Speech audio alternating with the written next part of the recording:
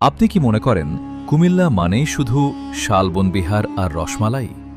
তাহলে ভুল করছেন। এই শহরের বুকেই লুকিয়ে আছে এমন কিছু রহস্যময় এবং সুন্দর জায়গা যা ৯০% মানুষের চোখের আড়ালে। চলুন আজ হারিয়ে যাই কুমিল্লার সেই অদেখা সৌন্দর্যে। জাহাপুর জমিদার বাড়ি মুরাদনগর উপজেলায় অবস্থিত। এটি একটি বিশাল ও প্রাচীন জমিদার বাড়ি যা বাংলার ইতিহাসের সাক্ষী।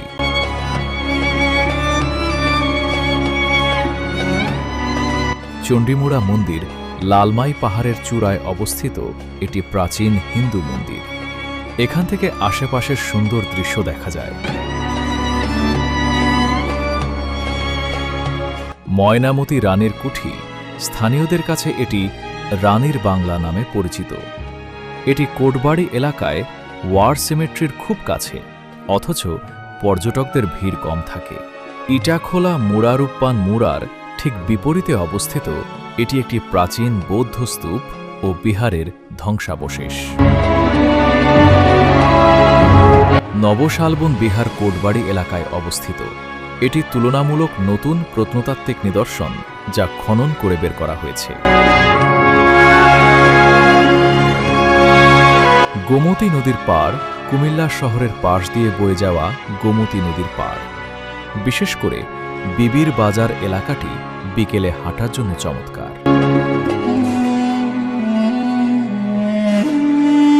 গোয়াইঘর বাইতুল আজগর ৭ গম্বুজ জামে মসজিদ।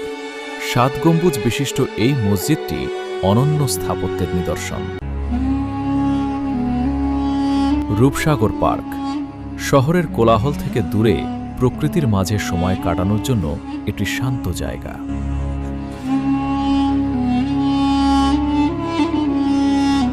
কোটবাড়ি চবি বিজ্ঞান ও প্রযুক্তি বিশ্ববিদ্যালয় এলাকা।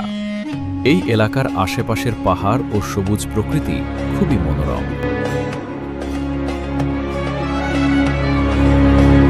কুমিল্লা সিটি পার্ক শহরের ভেতরেই অবস্থিত একটি আধুনিক পার্ক যা সবুজে ঘেরা।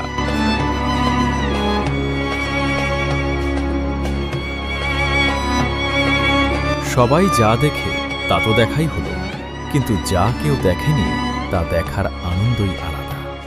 পরবর্তী ছুটিতে আপনার গন্তব্য হোক কুমিল্লার এই অদেখা রত্নগুলো। তো কবে যাচ্ছেন?